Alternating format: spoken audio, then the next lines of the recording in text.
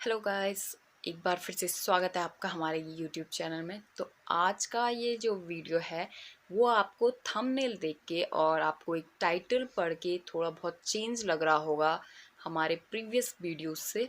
तो आज का जो टॉपिक है वो हमारा एनसीईआरटी क्लास 8 मैथ से रिलेटेड है। इसमें हम थोड़ा बहुत कुछ चीज़ों को मेंशन करेंगे या बताएंगे कि किस तरीके से बेसिकली ये वीडियोस जो हम वीडियो आगे भी लेकर के आएंगे ऐसे ही। बेसिकली ये वीडियो बनाने का हमारा जो मेन मकसद है या मेन हमारा क्या इसका उद्देश्य है, ये वीडियो हम इसलिए बना रहे हैं क्योंकि बीएड में जिन स्टूडेंट की थर्ड सेमेस्टर में जो है ऑनलाइन क्लासेस जो होती हैं, जो टीचिंग होती है 3 महीने की या 3.5 महीने की, तो वो टीचिंग कोरोना की वजह से नहीं हो पाई थी। तो इस वजह से क्या है कि कई सारे स्कूल्स में ये जो टीचिंग है वो फोर्थ सेमेस्टर में डाल दी गई थी। ठीक है, तो जैसा कि अभी हम सिर्फ HNB गढ़वाल यूनिवर्सिटी की बात कर रहे हैं, जैसा कि हमें पता चल चुका है कि जो है टीचिंग अब स्टार्ट हो सकती है, तो बच्चे जो है ऑनलाइन टीचिंग जो है करा रहे हैं कई सारे।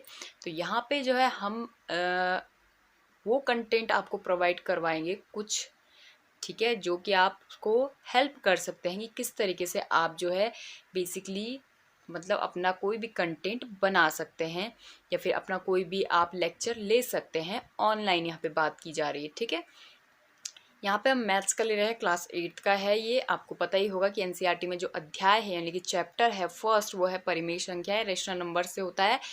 तो वीडियो अगर आपको पसंद आए तो वीडियो को लाइक करें, शेयर करें, चैनल को जरूर सब्सक्राइब करते रहें और सब्सक्राइब बटन के बगल में जो एक बेल आइकन होता है गाइस, उसे भी ज़रूर हिट करें ताकि जब जब भी हम वीडियो डालें आपके पास नोटिफिकेशन ईजिली और सबसे पहले आपको नोटिफिकेशन मिल सके। तो चलिए हम वीडियो स्टार्ट करते हैं। ठीक है, तो यहाँ पे है, सबसे पहले हम क्या बात करेंगे कि परिमेय संख्याओं को, एक मिनट, तो यहाँ पे हम देख लेते हैं अध्याय फर्स्ट है ये। ठीक है, चैप्टर फर्स्ट यहाँ पे है। तो यहाँ पे है कि परिमेय संख्याओं को समझने से पहले हम कुछ अन्य संख्याओं को जानेंगे। तो कौन कौन सी संख्याएं इस चैप्टर में हमें जो है हेल्पफुल हैं परिमेय संख्याओं को जानने के लिए, तो उनको हम थोड़ा बहुत जानेंगे। तो सबसे पहले हम बात करते हैं यहाँ पे प्राकृत संख्या की या फिर प्राकृतिक संख्या की। दोनों ही होते हैं हमारे नेचुरल नंबर्स। ठीक है, प्राकृत संख्या क्या होती है कि 1 से लेकर अनंत तक की संख्याएं प्राकृतिक या प्राकृत संख्याएं कहलाती हैं। यहाँ पे आपको हमने उदाहरण दिया है या फिर जैसे करके हमने बताया है कि 1 2 3 से स्टार्ट होकर कि इन्फिनिटी तक जाती है, अनंत तक चलती जाती है। ठीक है, सेकंड जो है वो है पूर्ण संख्याएं, यानी कि 0 से लेकर अनंत तक की संख्याएं जो है हमारी पूर्ण संख्याएं कहलाती हैं। तो यहाँ पे भी हमने जैसे करके उदाहरण दिया हुआ था, एग्जाम्पल दिया है कि 0 से स्टार्ट होती हैं और सारे के सारे नेचुरल नंबर्स इसमें आते हैं या काउंट होते हैं। उसके बाद है पूर्णांक, यानी कि ऋणात्मक अनंत से 0 तक एवं 0 से अनंत तक या फिर धनात्मक अनंत तक की सभी संख्याएं पूर्णांक कहलाती हैं। तो basically all negatives with 0 and all positive numbers are पूर्णांक। ठीक है, ये सारे के सारे हमारे क्या होते हैं, पूर्णांक हैं। यहाँ पे हमने ब्लैक से लिखा हुआ है, मोस्ट इम्पॉर्टेंट चीज़ हमने मेंशन यहाँ पे करी है कि जैसा कि हम जानते हैं कि वे सभी संख्याएं जिनके आगे कोई संकेत नहीं होता वे धनात्मक संख्याएं कहलाती हैं, तथा वे सभी संख्याएं जिनके आगे ऋणात्मक संकेत लगा होता है वे ऋणात्मक संख्याएं कहलाती हैं। ठीक है, डबल स्टार करके हमने मोस्ट इम्पॉर्टेंट एक चीज़ यहाँ पे बताई है कि 0 यानी कि जो हमारा 0 होता है वो ना तो पॉजिटिव होता है और ना ही वो नेगेटिव होता है। ठीक है, 0 इज़ नॉन पॉजिटिव और नेगेटिव। ठीक है, तो मतलब 0 में आप कोई भी साइन को मेंशन नहीं करते हो। ठीक है, उसके बाद आता है हमारा परिमेय संख्याएं, रेशनल नंबर्स की। अब हम बात करते हैं कि रेशनल नंबर क्या होते हैं। ठीक है, तो वे सभी संख्याएं जिन्हें a/b यानी कि b जहाँ पे जो हर होता है, जो हमारा न्यूमिनेटर जो हमारा डिनोमिनेटर होता है, ठीक है, वो क्या होता है, इज़ नॉट इक्वल टू 0 के रूप में लिखा जाता है। वे क्या होती है, परिमेय संख्या कहलाती है। परिमेय संख्या धनात्मक व ऋणात्मक दोनों ही हो सकती हैं। थोड़ा सा हमने थ्योरेटिकल यहाँ पर लिया हुआ है ताकि बच्चों को एक नॉलेज हो जाए कि बेसिकली उनके जो पूरा जो चैप्टर है वो किस पर बेस्ड होने वाला है। ठीक है, तो यहाँ पे परिमेय संख्याएं हैं तो उन्हें इस चीज़ से ये पता चल जाएगा कि धनात्मक भी होती हैं और ऋणात्मक भी परिमेय संख्याएं होती हैं, ठीक है।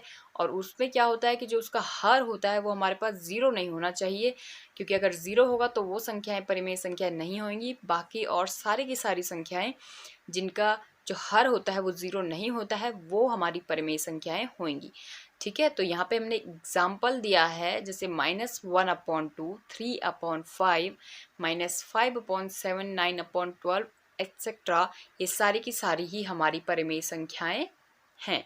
डबल स्टार करके हमने यहाँ पे बताया है, ये भी मोस्ट इम्पॉर्टेंट है कि क्या अगर ऐसा पूछ दिया जाए कि क्या 1 2 3 4 और -5 -7 मतलब कोई भी नंबर, यहाँ पे हम a/b की अभी बात नहीं कर रहे हैं, यहाँ पे अभी हम पर्टिकुलर एक अपने जो है नंबर आपको बता रहे हैं कि क्या ये भी परिमेय संख्याएं होती हैं, तो इसका जो आंसर होगा यस, ठीक है, क्योंकि इसे हम a/b के रूप में लिख सकते हैं। इनके जो हर है, ठीक है, यानी कि जो इनका डिनोमिनेटर है उसे हम 1 करेंगे which is not equal to 0, ठीक है।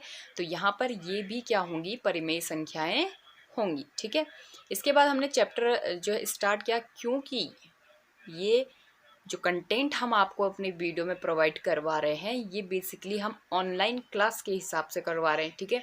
आपको थोड़ा सा जो है बच्चों को एक्सप्लेन करना होगा, उसके बाद आपको 1-2 क्वेश्चन उन्हें बताने होंगे और फिर आप उन्हें होमवर्क पूछ सकते हो, ठीक है। तो यहाँ पे अब हम थोड़ा जो एक्सरसाइज को स्टार्ट कर देते हैं। फर्स्ट क्वेश्चन इसमें है, उचित गुणधर्मों का उपयोग कर निम्नलिखित का मान ज्ञात कीजिए।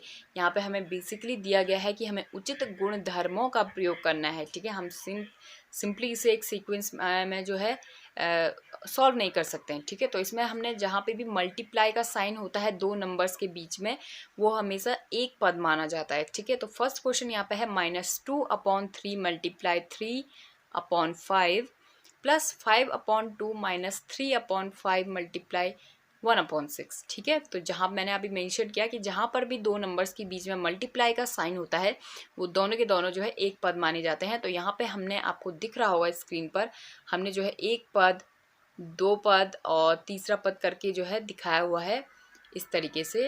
ये सारा का सारा जो है इस तरीके से हमने यहाँ पे मेंशन करा है कि जो हमारा पहला पद है वो ये है, ठीक है, दोनों के बीच में मल्टीप्लाई का साइन है। दूसरा पद हमारा ये हो गया और तीसरा पद हमारा थर्ड वन ये वाला हो गया, ठीक है।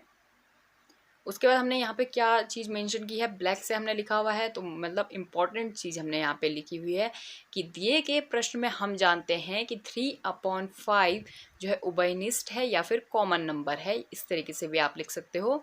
इसलिए पहला पद व तीसरा पद को एक साथ हम यहाँ पे लिखेंगे, दोनों को हम एक साथ लिखेंगे, ठीक है। उनके जो प्लेसेस हैं उनको हम शिफ्ट कर देंगे, और जब भी किन्हीं नंबर्स का या किसी पद का जब हम प्लेस यानी कि उनकी जो जगह है उसे जब हम शिफ्ट करते हैं तो वहाँ पर जो नियम होता है वो होता है क्रम विनिमय नियम, ठीक है। वहाँ पे जो नियम होता है वो होता है क्रम विनिमय नियम। तो यहाँ पे आप सेकंड लाइन में आपको दिख रहा होगा कि जो हमने लिखा हुआ है ये वाली जो लाइन है, बेसिकली इसमें आपको दिख रहा होगा कि हमने जो थर्ड पद था, तीसरा पद था, उसे हम दूसरे पद पे ला गए हैं और जो दूसरा पद था उसे हम तीसरी जो है प्लेस पर शिफ्ट हमने कर दिया है। तो ये हमारे पास इक्वेशन हो गई कि -2/3 मल्टीप्लाई 3/5 माइनस 3/5 मल्टीप्लाई 1/6 प्लस 5/2। तो ये जो रूल हमने यहाँ पे फॉलो करा है वो है हमारा क्रम विनिमय नियम, ठीक है। उसके बाद आता है हमारा 3/5, जो नेक्स्ट लाइन है उसमें क्या है कि 3/5 को हमने कॉमन ले लिया, ठीक है। अब जब भी आप किसी नंबर को कॉमन लेते हो और उसकी जगह पे आप 1 प्लेस कर देते हो, ठीक है, और उसको जब हम सॉल्व करेंगे बाद में तो फिर हमें अंदर के जो नंबर्स हैं उनके साथ उन्हें मल्टीप्लाई करना पड़ेगा, ठीक है, सॉल्व करने के लिए। तो यहाँ पे जो रूल होता है या नियम कौन सा लागू होता है वो है वितरण नियम, ठीक है। यहाँ पे वितरण नियम हो रहा है। तो 3/5 जो है कॉमन नंबर हमारा था उसे हमने जो है बाहर ले लेंगे हम कॉमास जो है हमारे कॉलम के, ठीक है। तो यहाँ पे 3/5 ब्रैकेट लगाएंगे, -2/3 तो सेम रहेगा, मल्टीप्लाई 3/5 की जगह पे हमने लिख दिया 1, ठीक है। क्यों? क्योंकि 3/5 जो हमारा बाहर आ चुका है पूरे ब्रैकेट के, ठीक है। माइनस ऐसा ही रहेगा, फिर से 3/5 की जगह पे 1 आएगा, मल्टीप्लाई 1/6, ठीक है। ये जो है हमने एक ब्रैकेट में रखा है, आपको दिख रहा होगा। प्लस 5/2 को अभी हम नहीं छेड़ेंगे, उसे हम रहने देंगे उसके जगह पर। उसके बाद आता है नेक्स्ट जो लाइन हमने लिखी है वो है 3/5। अब हम जो है मल्टीप्लाई करेंगे तो यहाँ पे आ जाएगा कि -2/3 और -1/6, ठीक है। प्लस में ये हमारा 5/2 जो है अभी बाहर ही है, उसे हम अभी छेड़ेंगे नहीं। तो आपको दिख रहा होगा कि ऊपर की लाइन में से हमने सिर्फ अभी मल्टीप्लाई करा है नंबर्स को, ओके।